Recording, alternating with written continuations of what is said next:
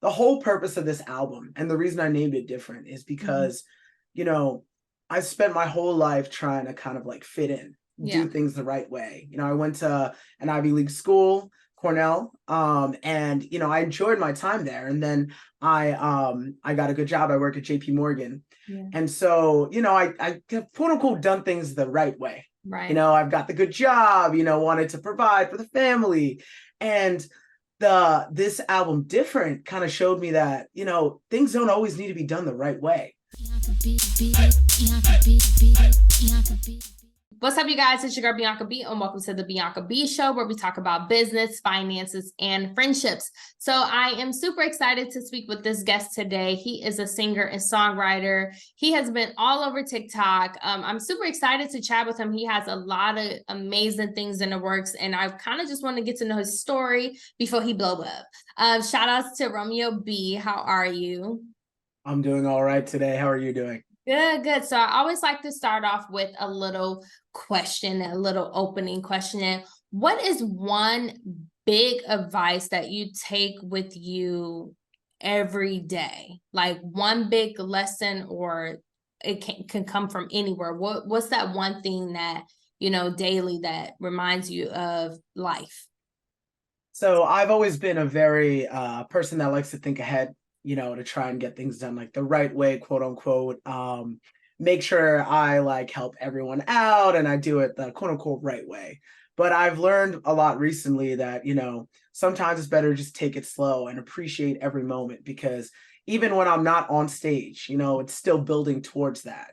Even when I'm not specifically doing something like I find like amazing and meets all my standards, like the prep to get there is just as important. So I've just learned to kind of take a step back and be like, okay, you know, the journey's fun too. So. Yeah, absolutely. And so for those who don't know you, kind of tell us a little bit of your journey of becoming Romeo B. I have sung in choirs my whole life, and I've always kind of done like a cappella groups, choirs, and, you know, a lot of group settings. And, you know, I enjoyed it a lot. I led a lot of a cappella groups, you know, in my high school and then in college and everything. But, you know, it was kind of like the past year. So unfortunately, my Nana passed away in 2021. Sorry. And then it took me a few months to really kind of recover from that. But she always said that I had like this spark, you know, that I need to use. And my middle name is Romeo. It's named after my grandfather, actually, who was her husband.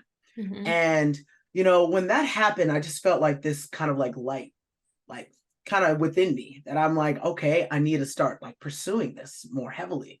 And so I really started to get into it, just like go for it, whatever happens, like last November. And I was like, you know what? I'm inspired. I'm just gonna write.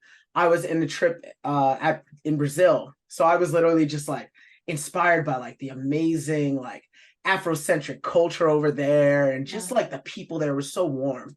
And so I started writing, and then, you know, I started to introduce it to some of my friends slowly, and then people started being like, oh, this is actually pretty good. Like, whoa, you know? And I've been writing poetry my whole life. My nanny used to make us write poems when we were kids. So, you know, it's always kind of been a part of me. And so when I started that in November, I finished my first album in February, and, you know, was just kind of working through that. And, you know, just since then been going around New York and performing and promoting that album Different. I have the poster in the background. Yes, just remind me, you know, like we're here, we're doing this now. and I like that you said that, you know, your grandma, your Nana told you that you had a light. I can say when I saw your social media, your presence, especially on TikTok, you have such a vibrant personality. It kind of reminds me of Taj Mori. I've interviewed him before, and you guys just have this positive energy that you could just tell that you love what you do, that you're a people person, and you're a human, and just like have humility. And I can say from watching your social media, I do see that often. Now, going into Different, explain that process, and you made the album very quickly. Kind of walk us through the title and the concept behind it.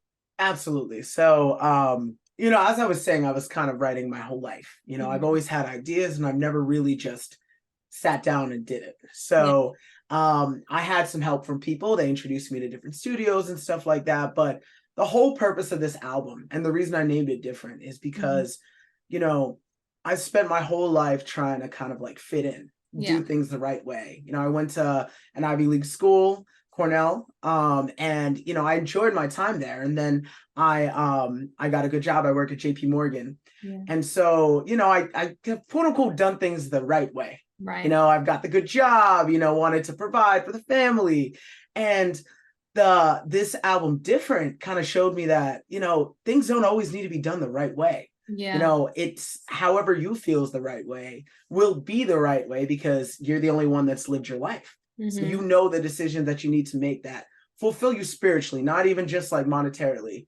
For me, it's about the spiritual fulfillment. Yeah. And so this whole album Different is, you know what, I'm just going to pursue it, even if it sounds different, even if my tone is different, even if, like, you know, people that are in the R&B industry say it doesn't sound mainstream or all your songs sound very different. I'm going to be like, well, that's who I am. That's Romeo B. I'm a different person. And I think everyone should just embrace what makes them different, as opposed to, you know, trying to fit in. And I think it's definitely part of the artist process, but that's the whole reason I named the album Different. And that was kind of my process and thinking behind it.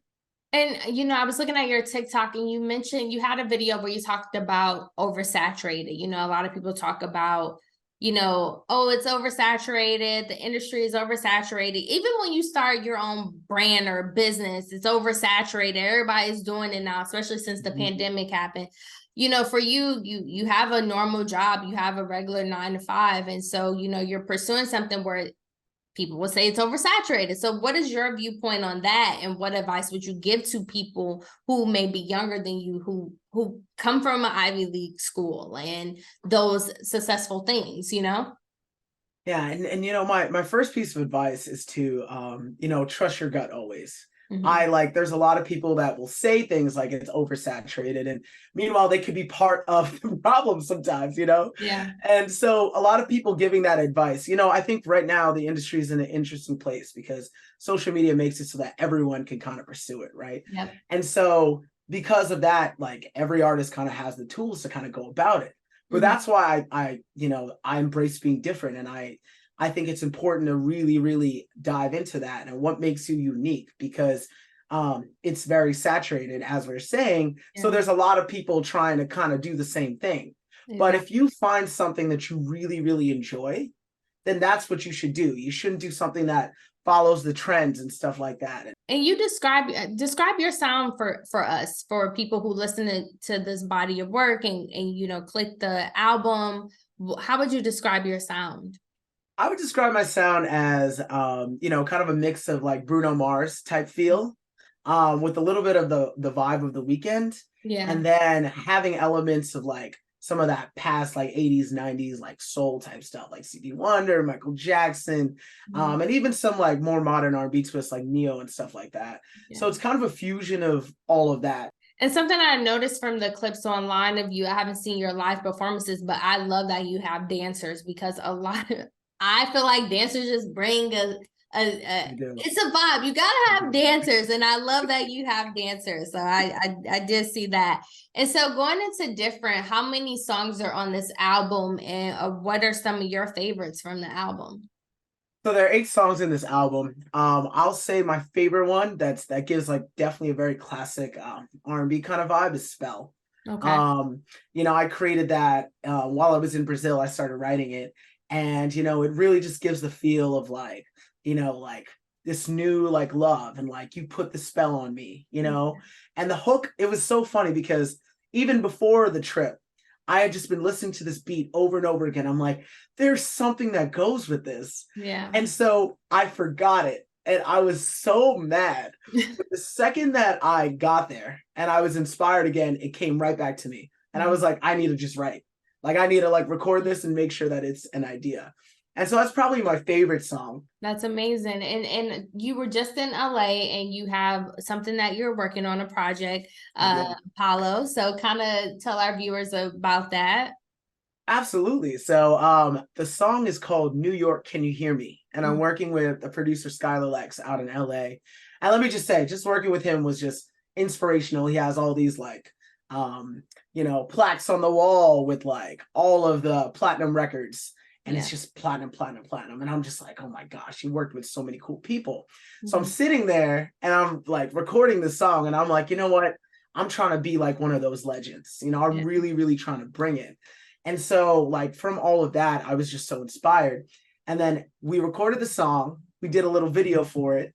And I also sang on the Michael Collier show as well, which is like just like a morning show. And it was just so like inspiring because honestly, you know, the song is called New York, Can You Hear Me? I think it's the new anthem for New York. You know, I want New York to hear my sound and hear that Romeo B is the next wave. So and so you'll be it'll be in October October 18th, and I'm gonna actually premiere it at the Apollo.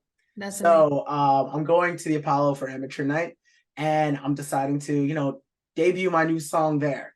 And I'm super excited to do that. So, you know, what's next for you besides the Apollo, you debuting your song? What's next for you, Romeo B? I'm just going to keep focused on making music. You know, I think probably an EP is coming out soon, relatively soon. So I'm super excited for that. And just performances, you know, I do a lot of performances at the Delancey, probably, which is in like Lower East Side. I'd probably say probably once every 2 months. I just had a performance at Brooklyn Music Kitchen, and I'm going to be doing another performance at Bowery Electric. So what I've learned a little bit about my journey as well is that I don't only want to limit myself to just doing like R&B stuff behind a track, you know, and I love that. But I'm also doing like work with bands, like singing covers of like, again, like Prince, Stevie Wonder, you know, Curtis Mayfield, Bob Marley. And there's a lot of these like older musicians that are just, they want to play and I want to perform. So it's like the best kind of thing because not only do I get to do some of my own music, but I get to work with some amazing musicians and do like live performances around the city. That's the next thing. Performance. I have to come to the show. You have to let me know your next show and I'm there because I don't. Oh, I will absolutely let you know my next show. Awesome. So where can people follow you to stay up to date? Absolutely. They can follow me on TikTok and Instagram at Romeo_B_sings.